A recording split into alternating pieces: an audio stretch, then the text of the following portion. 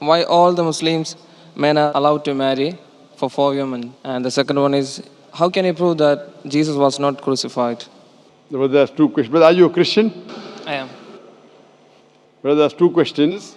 That why does Islam permit a man to have up to 4 wives? Why does Islam permit a man to have more than one wife?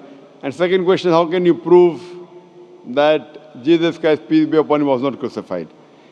That Quran is the only religious book on the face of the earth which says marry only one. You read the Bible, you read the Ramayana, you read the Mahabharata, you read the Veda. No religious book on the face of the earth says marry only one besides the Quran. If you read Ramayana, the Hindu scriptures, the father of Sri Ram, he had more than one wife.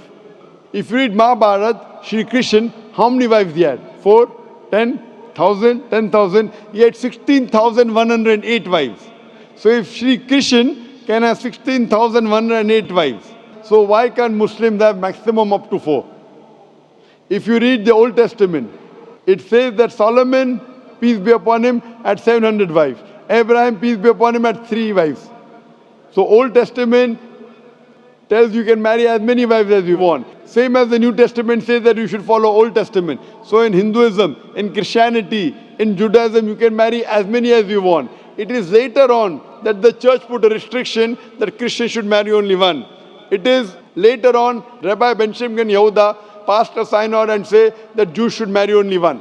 Otherwise, previously, they used to marry as many as they wished. It is the Indian Penal Code in India in 1954 that put a restriction and said under the Hindu Special Marriage Act, the Hindus should marry only one. But the scriptures put no restrictions.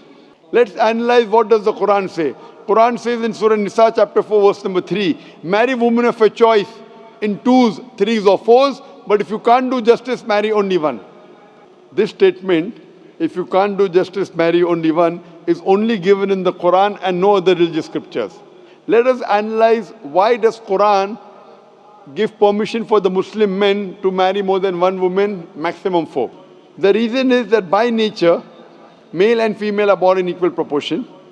But if you ask any pediatrician, he will tell you, the doctor of the children, that the female child is stronger than the male child in fighting germs and diseases.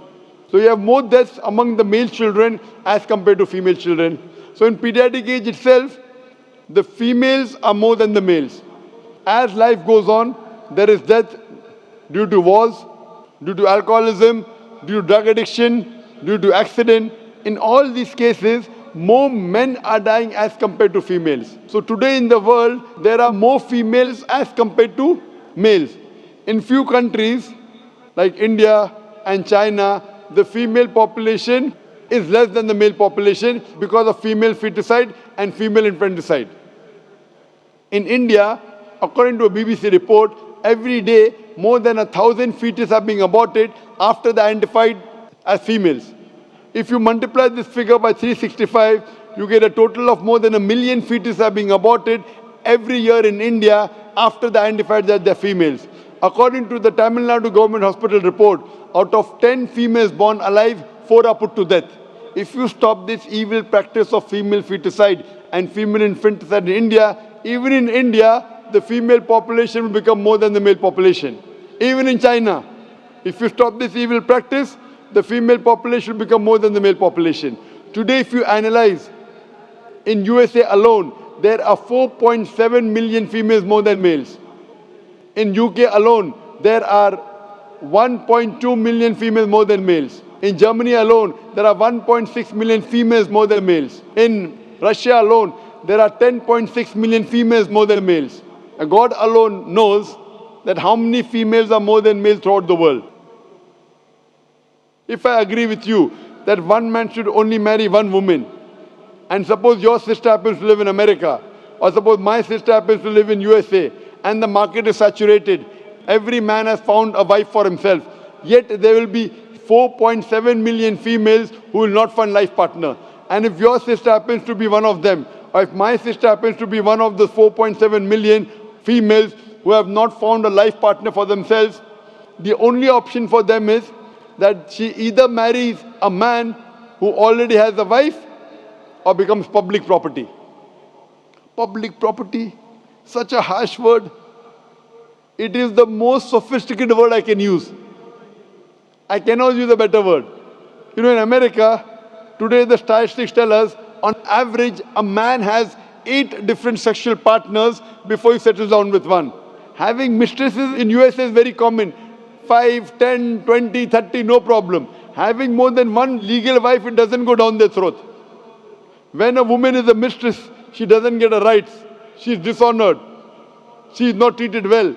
In Islam, when a woman becomes the second wife, she gets her honor, she gets her right, she is treated well.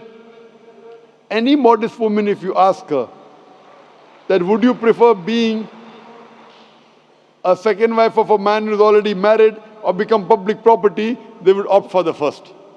So Islam has given permission for some men to have more than one wife to protect the modesty of the woman. Coming to your second question. Is it allowed for ladies to marry 4 men? Brother, you're asking counter question, the time is limited. You asked 2 questions, now you're asking a 3rd question. Are you convinced with the first answer? I'm convinced with the first one. MashaAllah, so you're convinced, okay. The brother asked that, is a woman allowed to have more than one husband? If you do that, this problem will be exaggerated more. I mean in Muslims, in Muslims. As it is, women are more than men. If women marry more than one husband, the problem will be exaggerated. Point number 1. Point number 2, if a man has more than one wife and if the child is born, you can easily identify who is the father, who is the mother. If a woman has more than one husband and if the child is born... But DNA is still allowed. Brother, let me finish the answer, na? You asked the question, was I interfering? Was I interrupting? Yes or no? No. No. So why are you interrupting? After I finish, you can ask, na? I'm a medical doctor. Are you a medical doctor? No. I'm a medical doctor. I know about DNA testing. I'll come to it. Once, if a woman has more than one husband, 2 husbands, and if a child is born, and if he goes to admit in the school, and if the question, who's your father, she'll have to give 2 names. You're talking about DNA testing. I know about it. DNA testing is recent. Was DNA testing there 50 years back? Was it there? No. It's a new recent discovery, yet it's not 100%. Even if I agree it's 100%, it is now, it wasn't there before. Islam is there since time immemorial. And this is not the only reason. Even if I agree tomorrow it becomes 100% perfect, this is not the only reason. Today science tells us that man is more polygamous in nature as compared to the female. Today science tells us that during menstrual cycle, the female undergoes certain psychological changes. It's not possible for her to do the role of multiple wives. But a man doesn't undergo these changes. It's possible for him to do a role of multiple husbands.